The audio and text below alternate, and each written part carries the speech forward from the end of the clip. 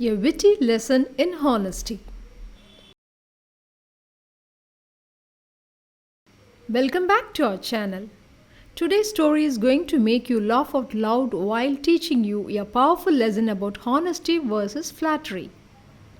Picture this: a poet enters the royal court and starts praising Emperor Krishnadevaraya with the most exaggerated, over the top compliments you have ever heard. He compares the king to gods, to the sun, to the moon, to everything magnificent in the universe. The entire court is impressed. The king is pleased. The poet expects a grand reward. But then Tenali Raman steps in. And what happens next is absolutely hilarious. The story will show you the difference between genuine appreciation and fake flattery, and why honesty always wins in the end. Trust me, the ending is going to leave you shocked and laughing at the same time. Hit that subscriber button and ring the bell, because stories like these are what make Tenali Raman a legend. Now let's meet the most flattering poet in all of India.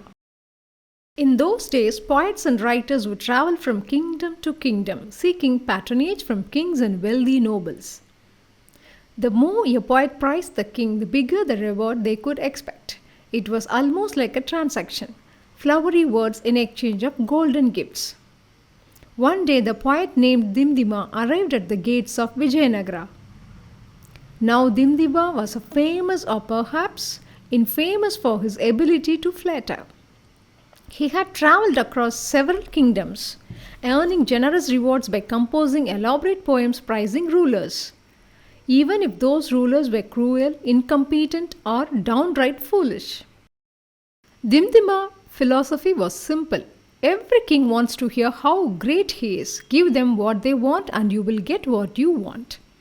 When Dimdima heard about Emperor Krishnadevaraya's court, his eyes lit up with greed. Ha, the great Krishnadevaraya!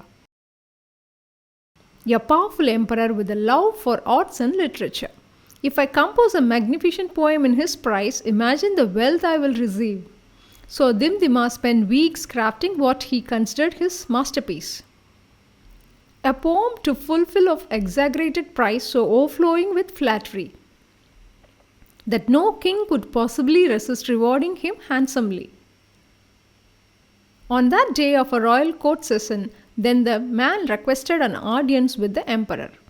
He was dressed in his finest clothes, carrying a palm leaf manuscript containing his poem. Your Majesty, I am Dimdima, a humble poet who had travelled far and wide, but nowhere have I found a subject worthy of my greatest work until I heard of you. I have composed a poem that attempts those surely fails to capture even a fraction of your magnificence. Emperor Krishnadevaraya, who genuinely loved poetry and literature, smiled. Please share your composition with us. Dimdima cleared his throat dramatically and began. Oh, magnificent Krishnadevaraya, the emperor of emperors! Your face shines brighter than 1,000 suns. The moon hides in shame before you smile. When you walk, the earth feels honored beneath your feet. When you speak, the gods themselves pause to listen. Your wisdom surpasses that of a Prakaspati, teacher of the gods. Your strength makes even Indra, king of heaven, seem weak. Your generosity makes Kuberas, the god of wealth, appear miserly. Your beauty makes Kamadeva, the god of love, jealous. Mountains bow before you. Rivers change their course to flow near your kingdom. The oceans respect your boundaries. The wind whispers your name in reverence. Even the great Trinity, Brahma, Vishnu and Shiva, surely took inspiration from you when creating the universe. For how else could they imagine perfection without having seen you first? And on it went for 30 minutes. Then Dharma recited verses after verse, each one more exaggerated the last. He compared the emperor to gods, to every celestial body, to every force of nature. According to his poem, Krishnadevaraya was not just a great king. He was practically the center of the universe itself. When Dimdima finally finished, there was a silence for a moment. Then polite applause rippled through the court. Many courtiers were impressed by the elaborate language and poetic meter. Some genuinely believed it was a great work of art. Others recognized it as shameless flattery but kept quiet. Emperor Krishnadevaraya himself seemed pleased, though there was a thoughtful look in his eyes. He had received many poems of praise before, but this one was excessive even by court standards. Dindima the emperor said, "Your command of language is certainly impressive. The verses are well constructed." Dindima bowed low, barely able to contain his excitement. This was it, the moment where he could receive gold, jewels, maybe even a permanent position in the court. But then the emperor continued, and Dindima's heart skipped a beat at that word. "I would like to hear the opinion of my court poet before deciding on your reward. Tenali Raman, what did you think of this composition?" All eyes turned to Tenali Raman, who had been standing quietly, a subtle smile playing on his lips throughout the entire performance. Tenali Raman stepped forward and bowed to the emperor. Then he turned to Dindima. "Respected poet, Dindima, I must admit I am truly amazed by your work." Dindima's face lit up. Praise from the famous Tenali Raman. This was even better than he expected. "Your vocabulary is extensive, your meter is flawless.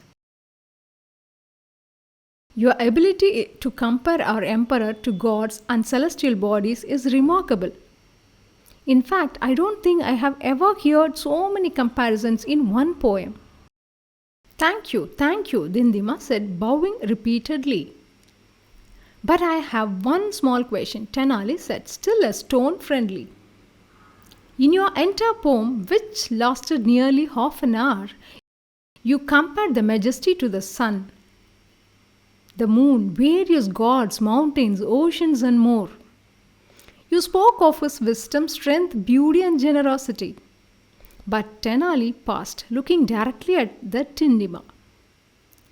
"But did you mention even one specific thing that our emperor had actually done? One actual achievement? One real incident that demonstrates his greatness?" The court fell silent. Dindima's face flattened. "Did you mention," Tenali continued, "that our emperor has never lost a battle, how he has expanded the empire while treating defeated enemies with respect? How he has built temples, irrigation systems, and schools? How he stays up late reviewing cases to ensure justice for common people? How he personally visits villages during famines to oversee relief efforts?" Dindima opened his mouth, but no words came out. "You see, Dindima," Tenali said, now addressing the entire court, "I realized something while listening to your poem. You could recite this exact same poem to any king in any kingdom just by changing the name. There is nothing specific to our emperor, nothing personal, nothing real. It's just generic flattery." Murmurs spread through the court. The courtiers who had been impressed now looked thoughtful. They realized Tenali was absolutely right. "Your poem tells us more about your desire than about our emperor's actual greatness. For reward, you compared our majesty to gods not because you truly believe it, but because you think exaggeration equals praise." Dindima's face flushed with embarrassment and anger. "How dare you! I spent weeks crafting this poem. My words came from deep respect." "Really?" Tenali asked calmly.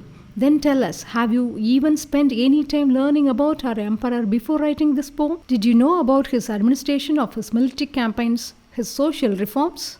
Or did you simply list every grandiose comparison you could think of?" Dindima couldn't answer.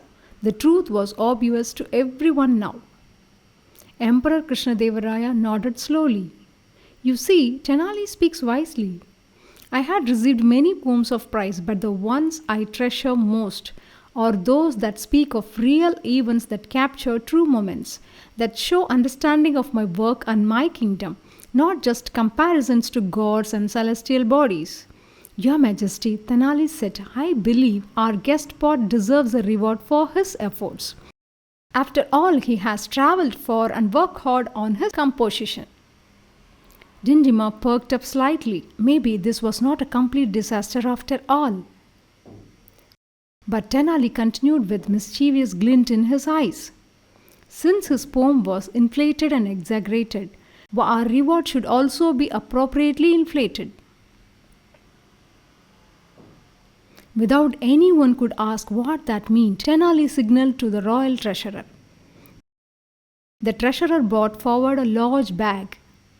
Dindima eagerly reached for it, expecting the heavy weight of gold coins. But instead, the bag was surprisingly light. Confused, Dindima opened it. Inside were 100 round flat pieces of pottery. They were painted gold, but they were clearly not real gold coins. They were fake coins, made to look like gold but completely worthless. There you are, Tenali announced cheerfully, 100 gold coins, well golden in color at least.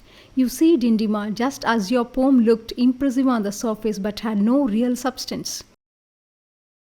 These coins look valuable on the surface but have no real worth. Their entire court burst into laughter. Even Emperor Krishnadevaraya couldn't help but chuckle. Dindima stood there holding the bag of fake coins, his face red with humiliation. He had been completely outwitted, but this is insulting, he stammered. Insulting? Tenali asked innocently. How so? Your poem inflated the truth, so we inflated your reward. Isn't it that fair? You gave us exaggerated price. We are giving you exaggerated payment. It's perfectly balanced. Emperor Krishnadevaraya stood up, his expression now seriously. Dindima, you are a skilled poet with genuine talent. But you have wasted that talent on empty flattery. Do you know what I truly appreciate? Honest feedback, constructive criticism, real observation about my work, both praise and suggestions for improvement. He gestured to Tenali. Tenali Raman here has criticized me to my face on several occasions when he felt I was making mistakes. And you know what? I value his honest words more than 1,000 poems of baseless flattery, because true respect means caring enough to tell the truth, not just what someone wants to hear. The emperor continued, I will give you a choice, Dindima. You can take these fake coins and leave, having learned nothing. Or you can stay in Vijayanagara for 1 month, learn about our kingdom, our people, our real achievements and challenges, and then compose a genuine poem, one based on truth and observation. If you do that, I will reward you appropriately. Dindima stood silent for a long moment. The weight of his humiliation and the wisdom of the emperor's word sinking in. Finally, he bowed deeply. Your Majesty, I have been a fool. I have travelled from court to court, crafting empty words for empty rewards. I would be honored to accept your offer. I want to learn to write poetry that matters, not just poetry that profits. The emperor smiled. Good. You may stay as a guest of the palace, learn, observe, and then show us what real poetry looks like. As Dindima left the court, chastened but wiser, the courtier applauded both the emperor's wisdom and Tenali's clever lesson. And there you have it, friend. The poet who came seeking gold through flattery learned a valuable lesson about honesty and substance. But let's talk about why the story matters so much in today's world. Because honesty, it's the more relevant now and then ever before. Think about social media for a moment. How many of us have become like Dindima? How many times do we leave comments praising someone, not because we genuinely appreciate them, but because we want something in return? Likes, followers, attention, favors. Great post, amazing, you're the best. These words fly around the internet like confetti, but how often do they mean anything real? And it's not just online in our offices. How many people constantly flatter their bosses with empty praise, hoping for promotions in our social circles? How many people become yes men and yes women, always agreeing, never offering honest opinions? Here is the thing that Tenali understood perfectly. Flattery might get you short term gains, but honesty builds long term respect. Dindima could have received those pottery coins and left. He might have fooled another king somewhere else. But he would have remained empty inside, just like his words. Instead, he chose growth over ego, learning over profit. Let me share something powerful with you. The people who truly matter in your life. God possesses real friends, loving family members. They don't want flattery. They want honesty. They want your genuine thoughts. They want you to care enough to tell them the truth even when it is uncomfortable. Emperor Krishnadevaraya said something profound. True respect means caring enough to tell the truth. Think about that. When you really respect someone, you don't just tell them what they want to hear. You tell them what they need to hear. Now, this doesn't mean being rude or cruel. There is a difference between honesty and harshness. Tenali was not mean to Dindima. He was clever and taught him a lesson with humor. You can be honest and kind at the same time. So here is my challenge for you this week. Practice authentic appreciation when you praise someone. Make it specific and real instead of great job. See, I nearly liked how you handled that difficult situation with patience. Instead of generic compliments, point out actual achievements, real qualities, specific moments, and equally important, be honest when it matters. If a friend asks for your opinion, give them your real thoughts with kindness. If you see someone making a mistake, care enough to gently point it out. That's what real friends do. Remember, empty words are like those pottery coins. They look valuable but mean nothing. But honest words, even if they are not always pleasant, are like real gold. They have lasting value. If this story resonated with you, show some love by hitting that like button. Maybe that colleague who constantly flatters the boss, or that friend who tells everyone what they want to hear. Drop a comment below telling me about a time when someone's honest feedback helped you grow. We have more incredible Tenali Raman tales coming your way. Stories that will make you laugh, think, and become wiser. Subscribe and hit the notification bell so you never miss them. Remember, friends, be real, be honest, be specific. That's what creates genuine connections and earns true respect. Until next time, keep it real and keep it honest.